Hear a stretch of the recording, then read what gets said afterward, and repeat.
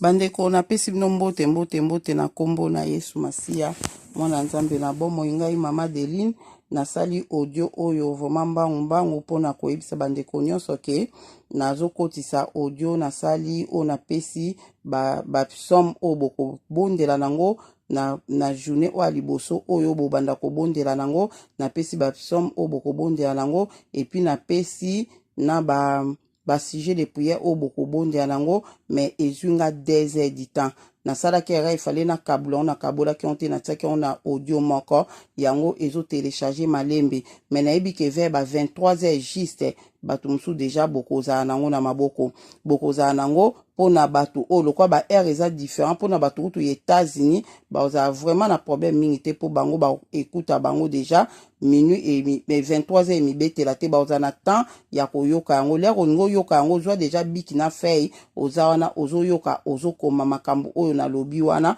ozo kokoma yango donc ndenge na lobi wana yango wana siko na batu oyo minuit et mi betela 23h45 et mi betela aux 8 ans ya kolanda audio oyo te aux 8 ans ya kolanda audio oyo te et kokota ata musu na reta obiela rekoti wana yo 23h45 lere ekomi kozalaka te oyo kaka audio wana te ata soki ekomaki nango bande koyoka on le 23h45 ebeti okati audio wana osali o na lobi na audio oyo donc na audio o na lobi ke le 23h45 ebeta ofukami opamboli nzambe opesi nzambe merci ba o bakofukama opesi nzambe merci ba o ba maladi te ba o baza ba poema makolo te bofukami opesi nzambe merci ndenga commission na air wana opesi merci ndenga permettre okota jeune opamboli nzambe opesi merci osengi bolimbisi na osengi makila na Yesu Masia petola yo osengi sente le ozo senga makila na Yesu Masia petola yo leka kozo sisa kosenga makila na Yesu Masia mbala moko bandeko nanga ofongoli bible na otangi psalm 51 5 fois Tanga psalm 51 5 fois. Autant psalm 51 5 fois. Là aussi ça kotanga psalm 51 5 fois. Allez, ok, kotanga. Autant psalm 51 5 fois. Là aussi ça psalm 51 5 fois. Aussi ici yango allez au bonde lobi nzambe. Psalm o nga na tangi eko kisa makati na bomo inanga. À la prière au bonde la bongo nde o eko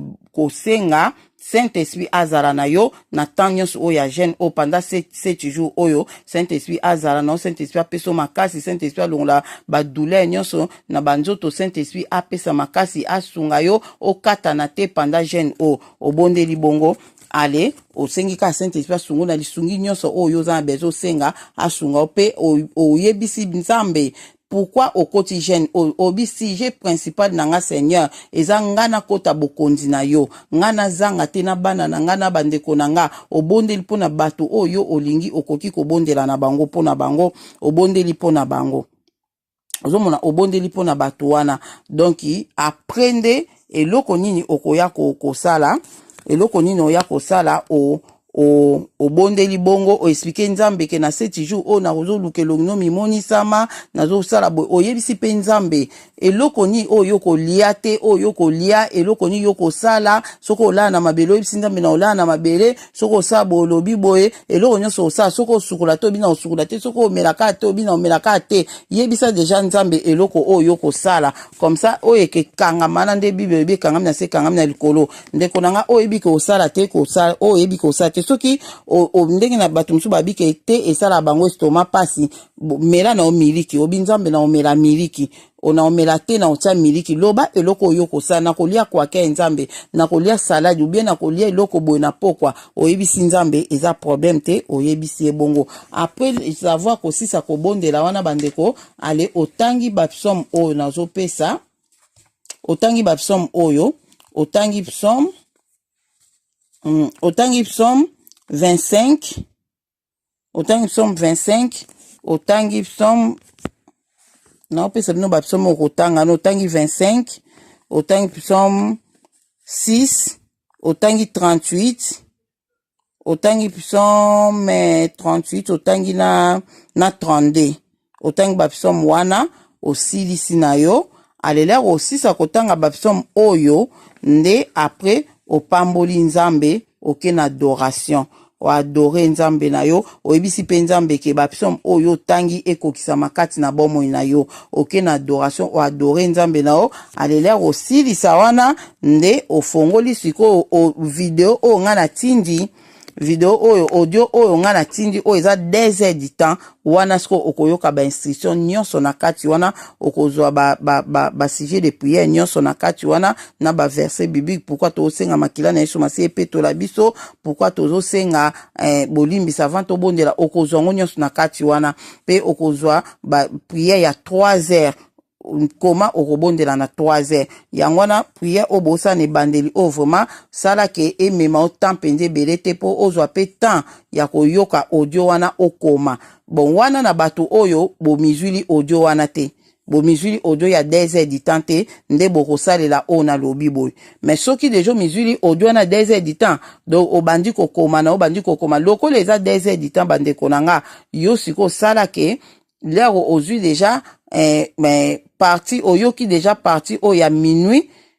so comme de parti à minuit okoki ko kata so heure koki obandi ko bondela